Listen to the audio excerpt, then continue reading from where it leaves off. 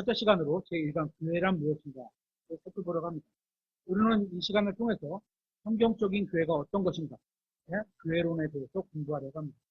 교회라고 하면 대부분의 사람들이 건물을 생각하는 것 같습니다. 그런데 우리가 모여있는 이 건물은 교회가 아닙니다. 이것은 교회가 모여서 예배를 드리는 건물일 뿐입니다. 그리고 하지만 통상적으로 바깥에 나가서 사람들하고 대화를 할 때 교회, 그러면 예배당을 말하는 거구나 이렇게 이해를 하고 교회라고, 교회는 성경적인 의미로 그게 아니에요. 할 필요가 없어요. 그냥 이해를 하고 그냥 대화를 하시면 됩니다. 맞춰주면서. 건물이 교회가 아닙니다.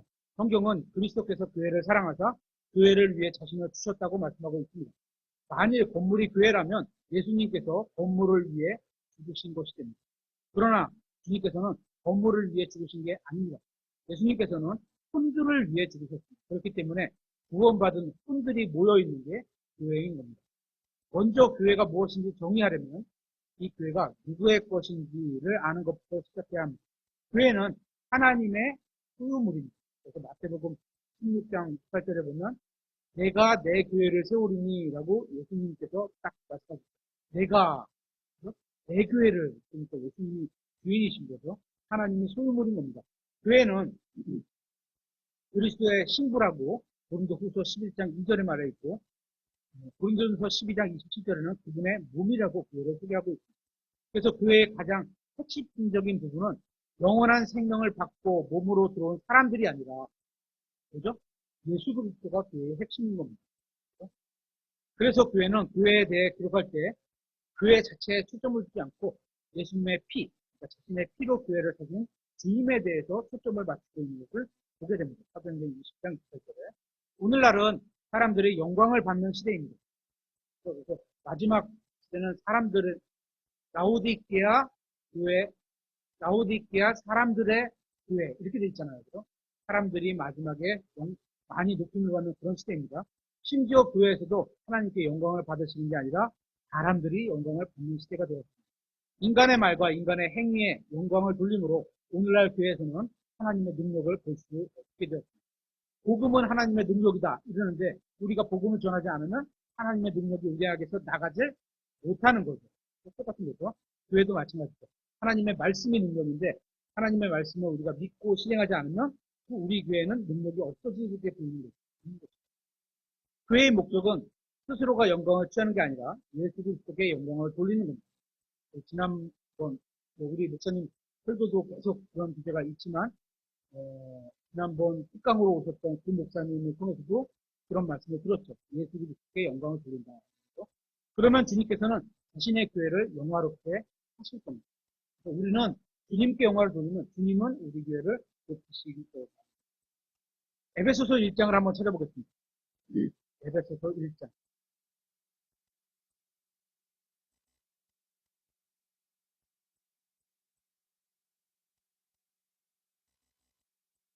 3절입니다.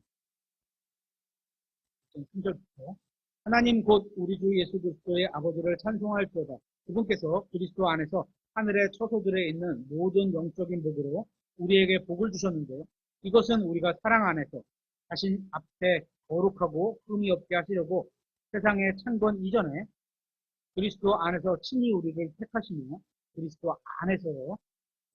택하심은 어쨌거나 선택은 그리스도 안에서입니다.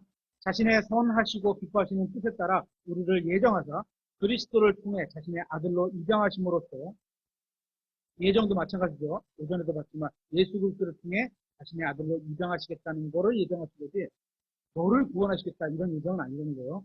자신의 은혜의 영광을 찬양하게 하심에 따른 것입니다. 그 은혜 안에서 하나님께서 우리를 그 사랑하시는 자 안에서 받아주셨고 하나님께서 우리를 받아주신 것은 예수님 안에 있기 때문에 받아줍니다. 그래서 우리가 예수님을 믿으면 그분이 내 안에, 내가 그분 안에 들어갑니다. 이 구절 중 어느 것도 물질에 관한 것이 아니라는 사실을 보여주겠습니다. 물질적인 구원에 대한 것도 아니고 물질적인 복에 대한 말씀도 아닙니다. 3절에 보면 영적인 복이라고 하는 것에 주목해보십시오. 또 그리스도 안에서라고 하고 있습니다. 4절에서는 우리를 거룩하게 하시려고 한다고 말씀하고 있고 5절에서는 주님의 자녀로 입원되었다고 말씀하고 있고 6절에서는 그 사랑하시는 자 안에서 우리를 받아주셨다고 말씀하고 있습니다. 교회에 대해서 이야기할 때 물질적인 건물과 인간의 조직을 생각한다면 교회에도 지역교회가 운영되려면 일부 조직들이 있어야 되겠죠. 그렇죠? 하지만 성경에서 말씀하실 때는 그런 조직을 말하는 게 아닙니다. 우리는 하나님이 가르치고자 하는 핵심을 깨닫지 못하게 됩니다. 하나님의 의도와 목적은 우리를 자신에게로 구속하는 것에 있습니다. 감옥에 가두는 게 구속이 아니고 돈을 지불하고 산다. 리딤, 를 구속이라고 하죠. 그래서 우리가 영적인 복들을 얻게 하는 것입니다. 하나님의 목적은 우리가 영적인 복들로 충만해서 거룩하게 되는 것이지 우리가 돈 많이 벌게 되거나 좋은 차를 타게 되는 게 아닙니다. 하나님의 목적은 이게 나쁘다는 얘기는 아닙니다. 열심히 일해서 그죠? 좋은 차 타고 다니세요. 좋습니다. 그렇잖아요. 하지만 그게 하나님이 교회를 위해서 주신 목적은 아니라는 거죠.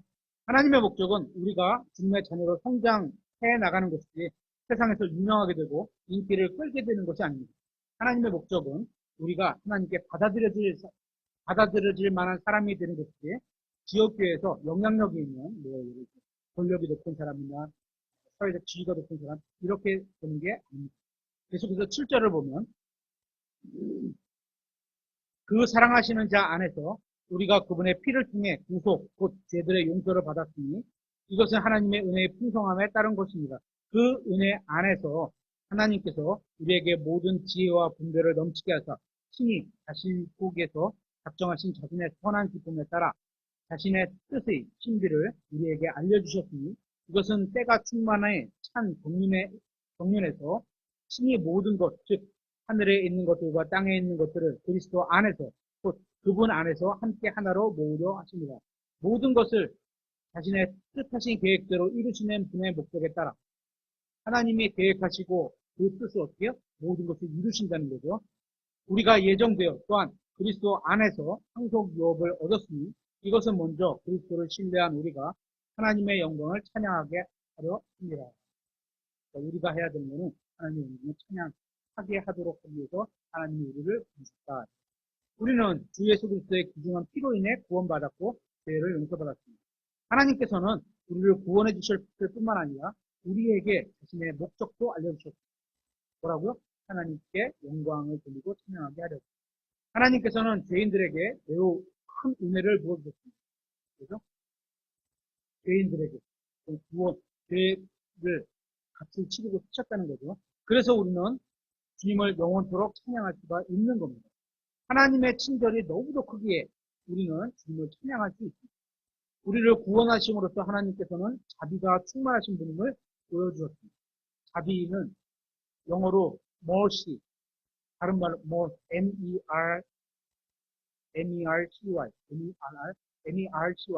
mercy, 긍휼 이렇게도 번역하죠. 그래서 인간을 찬양할 이유가 전혀 없는 겁니다. 구원받은 사람이라 할지라도 찬양받을 이유는 전혀 없습니다. 사람들이 교회에 모였다고 해서 사람을 높이고 찬양할 이유도 없습니다. 모든 영광은 우리를 구원하시고 교회로 모아주신 주 예수 그리스도께 돌아가야 합니다. 교회가 만약에 자신의 목사님을 자랑한다거나 또는 우리 교회 밥이 맛있다 이런 교회도 있잖아요. 그런 걸 자랑하거나 회원들을 자랑하거나 자신들의 사역을 우리 교회가 이런 걸 해 이렇게 자랑하거나 하는 건 좋은 거예요. 그죠? 근데 자랑해야 될 대상이 그런 게 아니라는 거죠. 건물이 크다거나 또 자기네가 갖고 있는 걸 자랑하기 시작하면 하나님의 능력을 잃어버리게 됩니다. 솔로몬의 성경도 겉은 화려했을지 모르지만 하나님의 영광이 떠나신 걸 보게 됩니다. 그러면 껍데기만 남는 거죠. 하나님의 영광이 떠나면 쓸모없는 존재가 됩니다. 계속해서 13절에 에베소서 1장 13절 너희도 진리의 말씀 곧 구원의 복음을 들은 뒤에 구원을 받기 위해서는 하나님의 말씀을 들어서 믿어야 되는구나. 뒤에 그리스도를 신뢰하였고 성경에 써있는 예수님에 대한 말을 믿어야 되는 거구나. 이런 거죠. 너희가 믿은 뒤에 또한 그분 안에서 약속의 저 거룩한 영으로 복인되었는데 이 영께서는 값 주고 사신 그 소유물이 구속받을 때까지 우리가 하나님께서 우리를 값을 치르고 사셨는데 아직 구속받지 못한 게 있어요. 몸이 변화돼서 하나님께 들려 올라갈 때 그때 완전히 다 구속받게 되는 거죠. 그래서 구속받을 때까지 이렇게 된 게 구속이 안 받았다는 게 아니고 받아놨는데 몸은 아직 우리가 이 땅에서 살고 있을 동안 죄의 몸이기 때문에 이게 아직 구속되질 않았어. 변화될 때, 들림받아 올라갈 때, 또는 죽어서, 우리가 몸이 변화되는 그 순간에, 그때 구속받게 되죠, 몸이. 그래서 여기서는 구속받을 때까지 미래형으로 쓰는 건, 손과 영은 구속받았는데, 몸은 아직 안 받았기 때문에 그렇게 쓴 것으로 보입니다. 우리 상속 유업의 보증이 되사 하나님의 영광을 찬양하게 하십니다. 저는 믿음으로 구원받았습니다. 맞죠? 저는 진리를 믿었습니다. 하나님의 말씀이 진리니까. 저는 복음을 믿습니다.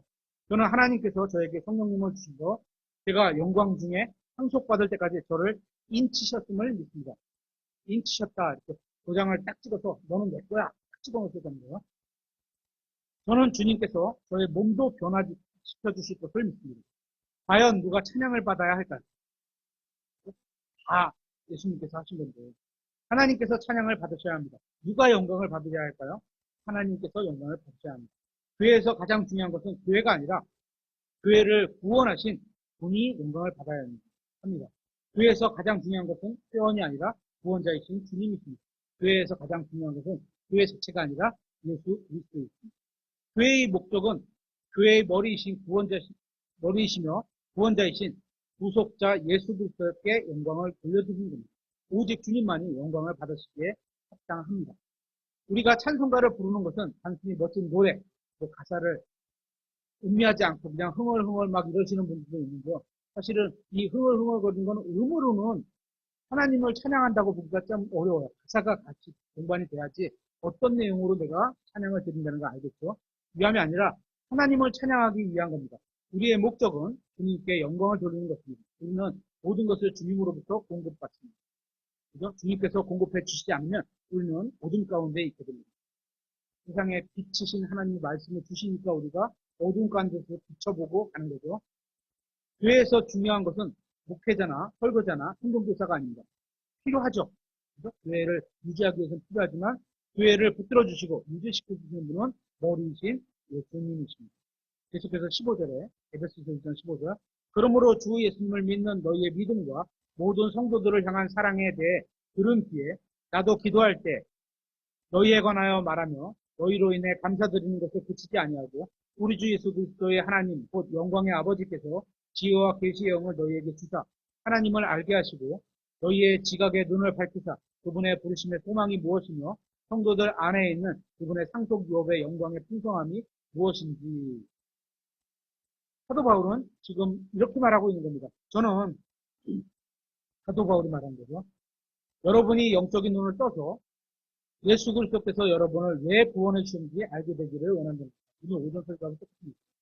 주님께서는 여러분이 하늘나라의 소망을 갖게 하시고 그곳에서 상속받을 것을 기대하시고 그곳에서 영원히 주님과 함께 거하게 될 것을 소망하게 하시려고 구원해 주셨다는 겁니다.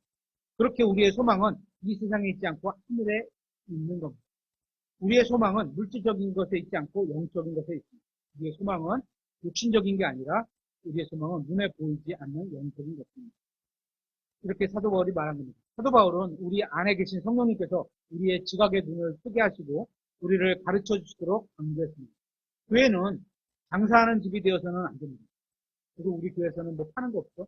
그죠? 성령 접고 거저주고 다 나누죠. 할 때 뭐 같이 공과 이렇게 지불하는 건 있을지 모르지만 실제적으로 장사하는 건 없습니다.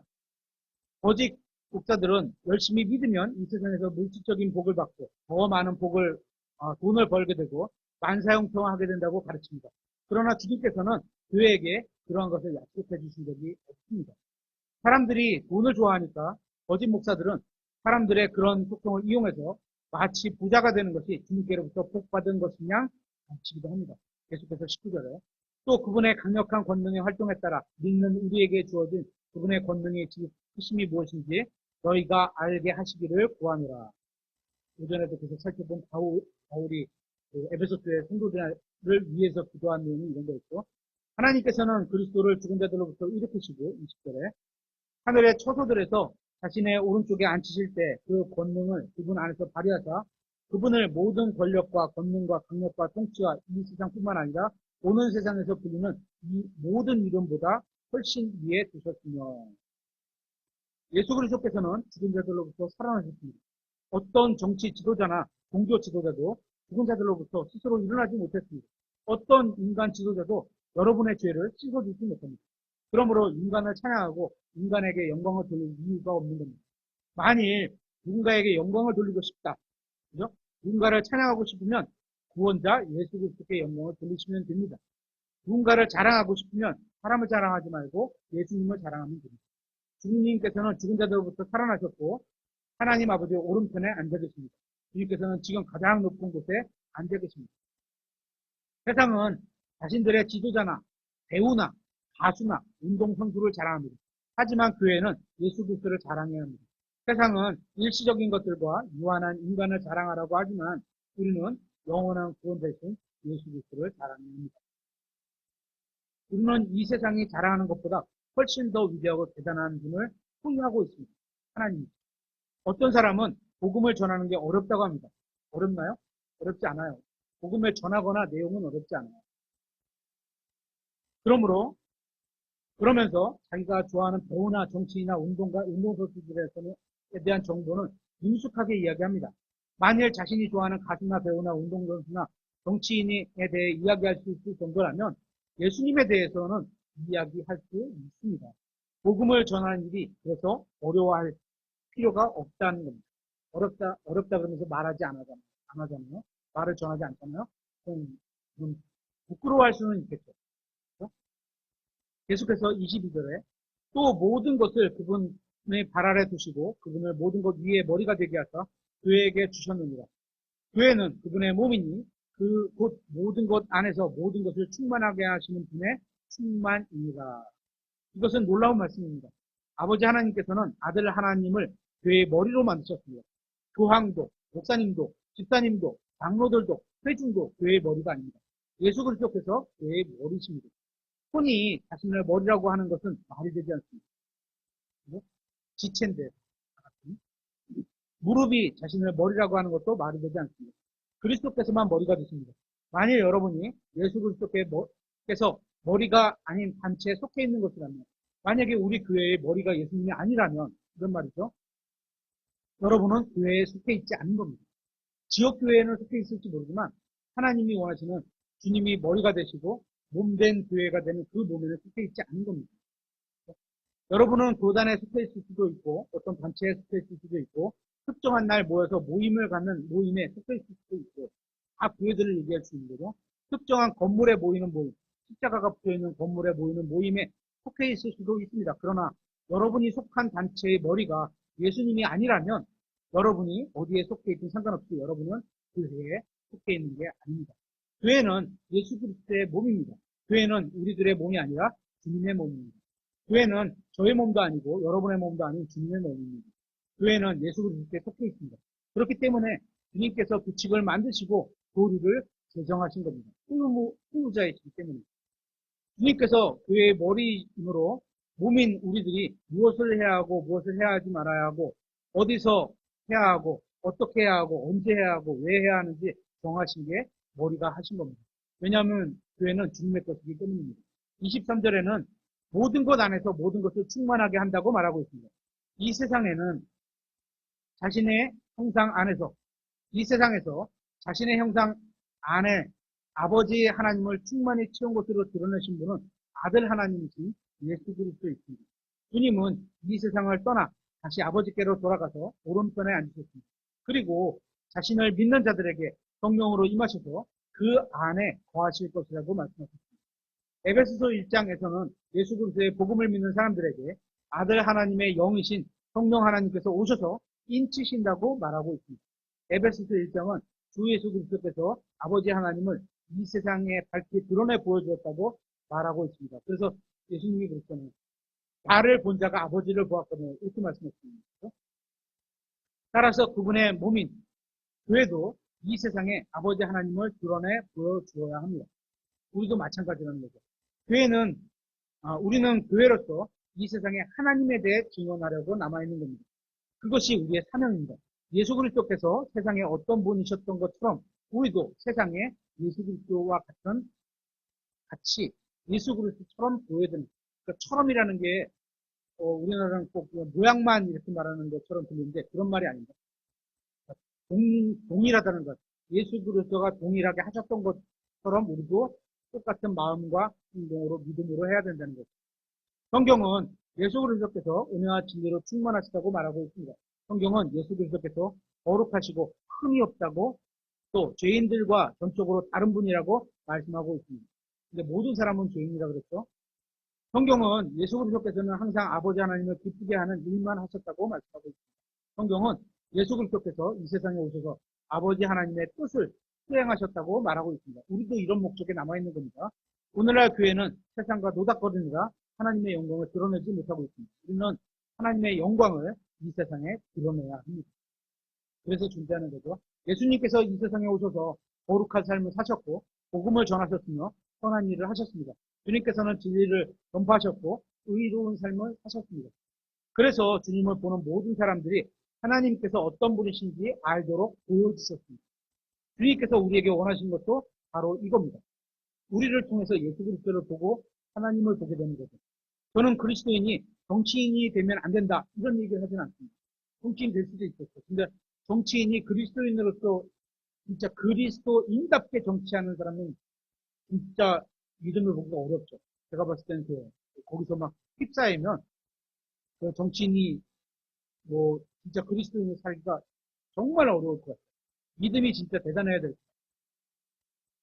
제가 하는 이야기는 교회의 목적은 이 세상을 교육하거나 개혁하거나 그래서 막뭐 으쌰으쌰 투쟁한다거나 대정부를 향해서 막 이러는 거 이 세상에 영향력을 행사하는 게 아니라 교회의 목적은 하나님의 영광과 예수 그리스도를 이 세상에 보여주고 증언하는 것입니다. 이외에 다른 일을 하는 것은 교회의 본분에서 벗어나는 것이라고 봅니다. 이제 교회의 신비에 대해서 알아보도록 하겠습니다. 에베소서 5장 22절입니다.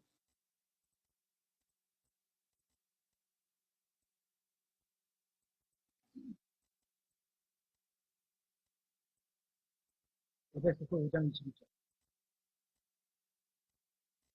아내들아 너희 남편에게 복종하기를 주께 하듯 하라. 이는 남편이 아내의 머리됨이 그리스도께서 교회의 머리 되심 같기 때문이라. 그분은 그 몸의 구원자심이라. 그러므로 교회가 그리스도께 복종하듯 그렇게 아내들도 모든 일에 자기 남편에게 복종할지니라. 불행하게도 이 진리는 아내들이 왜 남편에게 복종하면 할 수 없는지를 나름대로 설명해주고 있는 것거든요. 어떻게요? 교회가 예수님께 복종해야 되는데 그렇게 안 살아가고 있다는 거예요. 그러니까 교회가 다 가르치는 게 못 가르친 거죠. 교회가 예수님께 100% 복종해서 사는 것을 교회에서 아내가 배웠다면 아내도 남편에게 그랬을 텐데 교회가 그렇게 못하고 있는 거예요. 형제님들, 남편들, 만일 여러분이 주님께 순종하지 않는다면, 그죠? 아내에게 할 말이 있습니다. 여러분은 에베소서 5장을 인용하면서 아내들에게 복종하라고 요구할 수 없습니다. 자신도 안 하면서 뭘 남한테, 그죠? 그거 할 수 없는 거죠. 그죠? 남편 여러분이 주님께서 명령하신 일에 순종하지 않으면서 아내에게 자신의 말을 따르도록 명령할 수는 없습니다. 그죠? 아내를 죽기까지 사랑해보세요. 아내들이 따를 거예요. 진짜 따를 거예요. 성경은 모든 일에 복종하라고 말하고 있습니다. 아내도 모든 일에서 남편에게 복종해야 하고 교회도 모든 일에서 그리스도께 복종해야 합니다. 계속해서 25절에 남편들아 너희 아내 사랑하기를 남의 아내가 아닙니다. 이 아내예요. 사랑하기를 그리스도께서 또한 교회를 사랑하사 교회를 위해 자신을 주신 것 같이 하라. 이것은 그분께서 말씀을 통해 물로 씻음으로 성경을 읽고 내 마음을 깨끗하게 하는 표현이 물로 씻는다는 표현이구나. 그로 교회를 거룩히 구별하고 정결하게 하려 하시니요. 라고 있습니다. 그리스도께서 교회를 위해 자신의 목숨을 내어주신 이유가 무엇입니까? 교회의 이유가 뭐죠? 교회가 이 세상에서 물질적으로 풍요하게 되게 하시기 위함이 아니었던 겁니다. 교회가 정치적인 영향력을 갖게 하기 위함도 아닙니다. 주님께서 우리를 구원하신 이유는 우리가 거룩하게 되고 정결하게 되고 깨끗하게 되기 위함입니다. 계속해서 27절에 또 그것을 점이나 주름이나 그것이 없는 영광스러운 교회로 자신 앞에 제시하려 하심이며 교회가 거룩하고 흠이 없게 하려 하심이라. 여기서 점은 많은 죄가 아니라 하나의 작은 죄일 뿐입니다. 또 주름은 크게 구겨진 게 아닙니다. 작은 죄라는 표현입니다. 오늘날 옷 중에는 링클프리, 우리, 뭐죠? 섬유유연제가 하는 게 있죠. 구겨짐을 방지하는 그런 거. 링클프리 섬유로 된 옷들이 있습니다. 그래서 잘 구겨지지 않습니다. 우리 그리스도인들은 주름 진 것이나 흠이 없는 깨끗한 옷을 입어야 합니다. 우리는 우리의 옷이나 육체에는 점이나 주름 된 것이 없기를 바랍니다. 그래서 깨끗한 거 입고 오잖아요. 그죠? 그런데 영에는, 손에는 점이나 주름짐이 되어야 안 돼요. 안 되는 거예요. 그래서 우리 마음이 하나님의 보실 때 그래서 깨끗하게 살아야 되는 거예요. 점이나 주름이 없고. 그러나 영적인 삶은 점과 흠과 주름으로 가득하게 돼요. 옷은 가려 입고 막 그런데 영이나 또 손을 어떻게 가려? 하나님의 말씀으로 가리는 거죠. 영적인 삶은 주름이 많고 흠이 많은데도 상관이 없게 생각합니다. 왜냐하면 눈에 보이지 않기 때문에. 많은 그리스도인들이 몸이나 옷이나 집이 깨끗하지 못한 부분을 부끄러워하지만 영적인 삶에서 깨끗하지 못한 것은 부끄러워하지 않는 것처럼 보입니다. 예수님께서 우리를 구원해 주신 이유는 우리가 이 세상에서 깨끗한 삶을 살고 거룩한 삶을 살고 의로운 삶을 살게 하기 위해서입니다. 주님께서 그런 것을 통해서 예수 그리스도를 나타나는 거죠. 주님께서는 우리의 영적인 삶이 점도 없고 흠도 없기를 바라십니다. 그래서 세상이 우리를 통해 위선자가 아니라 하나님을 알게 되고 하나님을 보게 되기를 원하셨던 겁니다. 세상은 우리를 통해서 위선자나 세상에 더럽히는 자가 아닌 하나님을 보게 되어야 합니다. 그러나 세상은 교회로부터 그러한 모습을 보지 못했기 때문에 세상이 교회에 실망하고 있는 겁니다. 오늘날 교회는 세상과 완전히 타협해버렸습니다. 그렇게 교회가 깨끗하고 거룩하고 의로운 삶을 살지 못하자 하나님의 영광을 드러낼 수 없었고 결국 교회는 하나님의 능력도 잃어버리게 됩니다.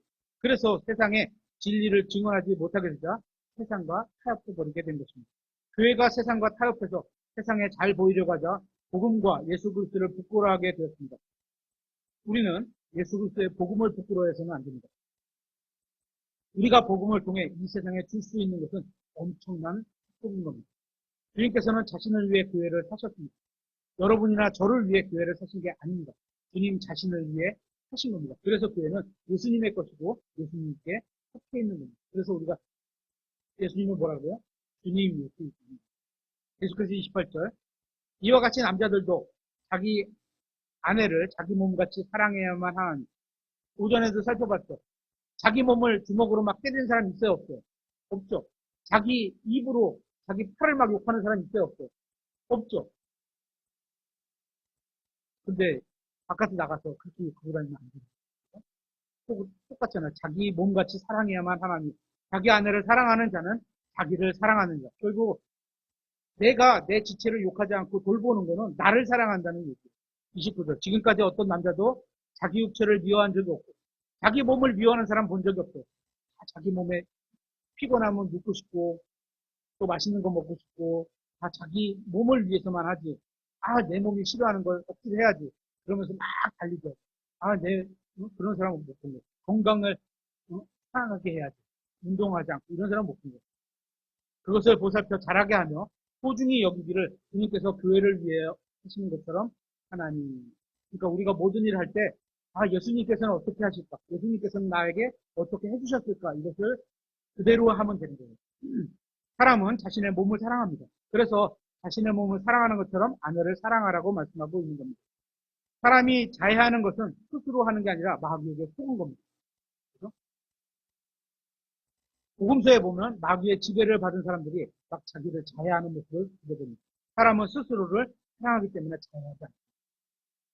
29절에 그것을 보며 자라게 하며 그것을 보살펴 자라게 하며 소중히 여기기를 주님께서 교회를 위해 하신 것처럼 하느니라. 주님이 교회를 위해 하신 게 보살핌, 남편이 아내에게 해야 되는 것.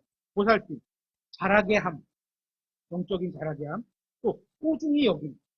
그런 것이 남편이 아내를 위해서 예수님이 교회를 위해서 하신 것처럼 하라는 게 결론은 이런 말이죠. 하나님께서는 교회를 사랑하십니다. 주님께서는 교회를 사랑하시고 돌보고 채워주시고 양육하시고 소중히 여깁니다.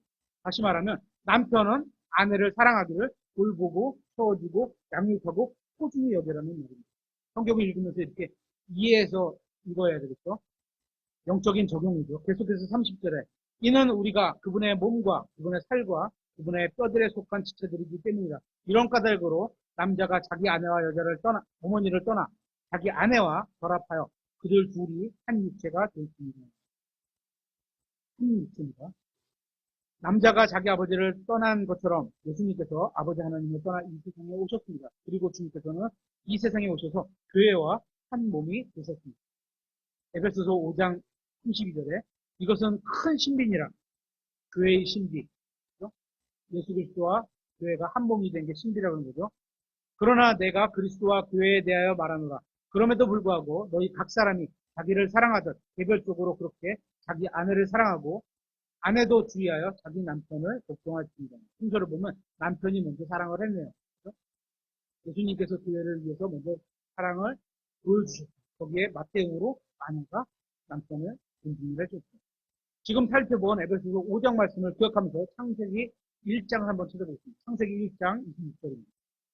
창세기 1장 26절.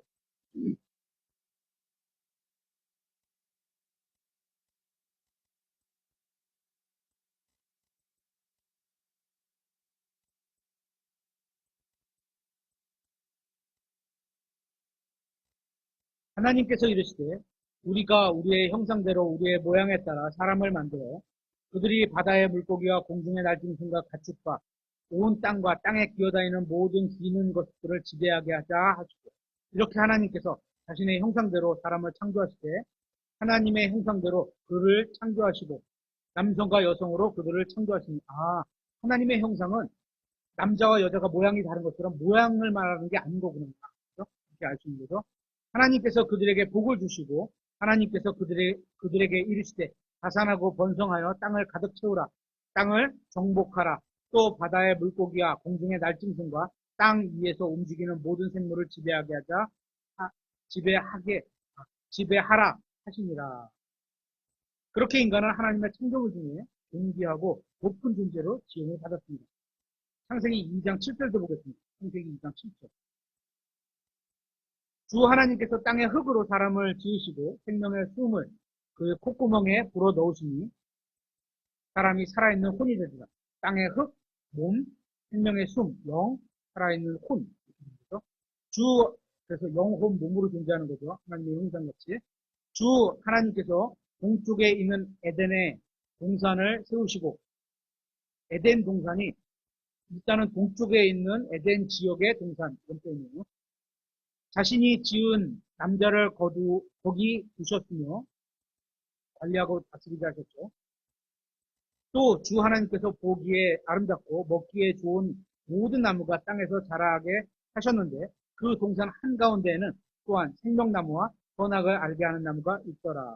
2장 15절부터 주 하나님께서 남자를 데려다가 에덴 동산에 두사 그것을 가꾸고 지키게 하시며 주 하나님께서 남자에게 명령하여 이르시되 동산의 모든 나무에서 나는 것은 내가 마음대로 먹어도 되지만 선악을 알게 하는 나무에서 나는 것은 먹지 말라.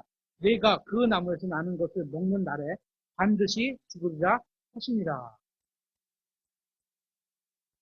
주 하나님께서 이르시되 남자가 홀로 있는 것이 좋지 아니하니 내가 그를 위해 합당한 조력자를 만들리라 하시니라.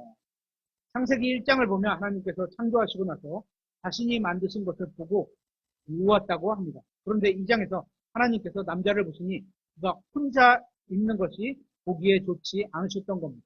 문제는 혼자 있어요. 그죠? 짝을 찾으세요. 모든 동물들은 적당한 짝이 있었지만 아담에게는 적당한 짝이 없었습니다. 그래서 20절에 아담이 모든 가축과 공중의 날짐승과 들의 모든 짐승에게 이름을 주었으나 아담을 위하여는 그를 위한 합당한 조력자가 발견되지 아니하였더라. 주 하나님께서 아담을 깊은 잠에 빠지게 하시니 그가 잠들매 그분께서 그의 갈릴뼈 중 하나를 취하시고 그것 대신에 그 주변에 살을 메우신 뒤에 주 하나님께서 남자에게서 취한 그 갈릴뼈로 여자를 만드시고 그녀를 남자에게 데려오시니 아담에게 이르시되 이는 이제 내 뼈 중에 뼈요 내 살 중에 살이라. 그녀를 남자에게서 취하였으므로 여자라 부르리라 하니라. 그러므로 남자가 자기 아버지와 어머니를 떠나 자기 아내와 연합하여 그들이 한 육체가 될지니라. 첫사람 아람은 죄도 없고 모든 것이 완벽한 동산에 있었습니다. 그는 하나님과 교제를 나눴습니다. 그러나 이 남자는 자기를 위한 조력자가 필요했습니다. 그래서 하나님께서는 여자를 만드셨던 겁니다. 주님께서 여자를 만드신 이유는 남자를 도와서 함께 하나님과 교제를 나누게 하기 위함이었습니다. 하나님께서는 여자를 만드셔서 남자를 사랑하게 하셨고 교제를 나누게 하셨습니다. 하나님께서는 남자를 위해 여자를 만드셨고 남자의 생명을 취해 여자를 만드셨던 겁니다. 그죠? 이와 같이 지금 말한 것처럼 창세기 같이 아버지 하나님께서는 아들 하나님의 생명으로 신부를 만드셨습니다. 교회는 예수 그리스도의 조력자가 된 겁니다. 교회는 주님과 교제를 나누었고 주님과 함께 동행하고 주님을 찬양하고 주님과 사랑을 나누기 위해 만들어진 것입니다. 교회는 주님을 선물로 받았지만 동시에 주님께 선물로 주어진 것입니다. 교회는 주님의 행복한 동반자로서 지음을 받은 것입니다. 이것은 놀라운 일입니다. 아버지 하나님께서는 아들 하나님께서 죽으심에 들어가신 것을 보시고 거기서 생명을 취하여 아담에서 이브를 취한 거나 똑같은 모양이죠. 취하여 교회를 만드셨습니다. 그죠? 하나님께서는 여자를 만드시고 아담에게 데려가셨습니다. 마찬가지로 하나님께서는 교회를 만드시고 예수 그리스도께 주셨습니다. 똑같죠? 하나님께서는 첫 여자가 그랬던 것처럼 교회를 흠도 없고 점도 없고 주름진 것도 없고 죄도 없는 존재로 만드실 것입니다. 그렇게 지금은 아니죠. 그죠? 우리가 구원받고 변화가 돼서 들려 올려받으면 휴거 때나 죽은 이후에 하나님께서 변하게 하실 때도 그렇죠. 아버지 하나님께서는 교회가 아들 하나님이신 예수 그리스도의 영원히 함께 동행하게 하실 것입니다. 예수님께서는 자신의 신부를 위해 목숨을 버리고 자신의 피값으로 신부를 구원했을 때 무엇을 바라고 계셨을까요? 주님께서는 자신의 신부인 교회와 교제 나누기를 원하셨던 겁니다. 주님께서는 교회와 특별한 관계가 되기를 원하셨습니다. 성경에 의하면 아내는 집이나 지키고 밥이나 하고 빨래나 하는 그런 여자가 아닙니다. 남편이 고용주가 되고 아내가 피고용자가 되는 것은 하나님께서 의도하신 남편과 아내의 관계가 아닙니다. 하나님께서 의도하신 결혼은 친밀한 관계이자 공정하지만 서로 존중하는 그런 교제를 나눌 수 있는 관계이어야 하는 겁니다. 오늘날 많은 목사님들과 교회들이 스스로를 자랑합니다. 우리 목사님이 우리 교회가 어떻고 또 우리 아까 하도 아시구만 이런 교회도 있고 자신들의 교회가 얼마나 대단한지를 자랑합니다. 그러면서 이 세상에서의 기분을 이 세상의 기분을 상하지 않게 하려고 노력합니다. 그래서 이 세상에 듣기 싫어하는 복음은 전하지 않습니다. 이 세상에 듣기 싫어하는 성경적 진리를 가르치지 않고 있습니다. 그들은 자신들이 얼마나 비참한지 모르고 있는 겁니다. 하나님 앞에서 자신들이 벌거벗었다는 사실을 모르고 있는 겁니다. 그러면 주님께서 교회에게 원하시는 게 무엇입니까? 교제입니다. 찾아보겠습니다. 계시록 3장 19절입니다. 계시록 3장 19절.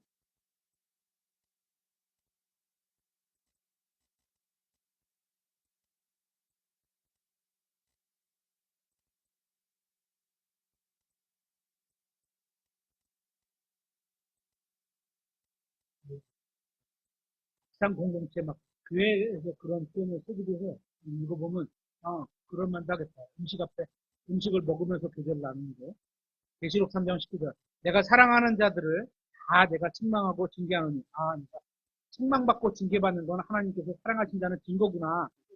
그러므로 열심을 내고 회개하라. 올바르게 살아가라고 이렇게 해주시는데요.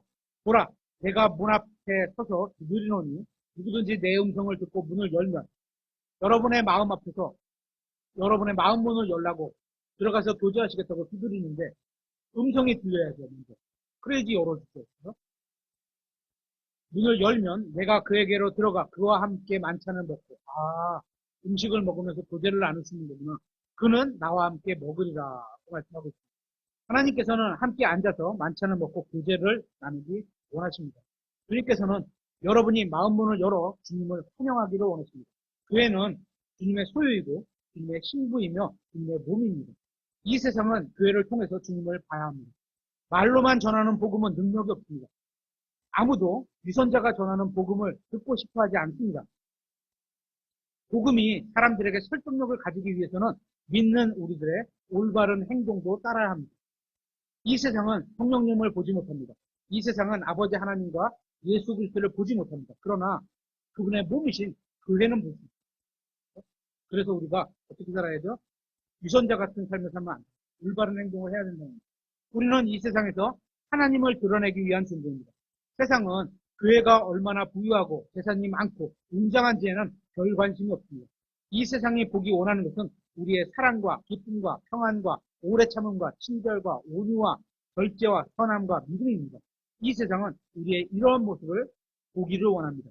그래야 하나님을 만날 수 있게 우리가 소개를 하는 겁니다. 사랑은 모든 의를 성취합니다. 주님을 사랑한다면 주님께서 순종하신 것은 주님을 사랑하면 주님께 순종하는 것은 전혀 어려운 일이 아니고 부담되는 일도 아닙니다. 무거운 명령도 무겁지 아니하니 이렇게 표현하고 있죠. 이 세상에 있는 그리스도의 신부여 몸인 교회는 성령의 열매를 세상에 보이기 위한 존재인 겁니다. 교회는 주님의 몸이지만 너무나도 많은 경우에 주님의 명령에 순종하고 있지 않는 모습을 보게 됩니다. 몸과 머리가 제각각으로 움직이는 사람을 보는 것은 즐겁지 않습니다. 이 세상은 지금 그러한 것을 보고 있는 중입니다. 교회들을 통해서 그렇기 때문에 이것이 바로 이 시대의 교회의 현실입니다.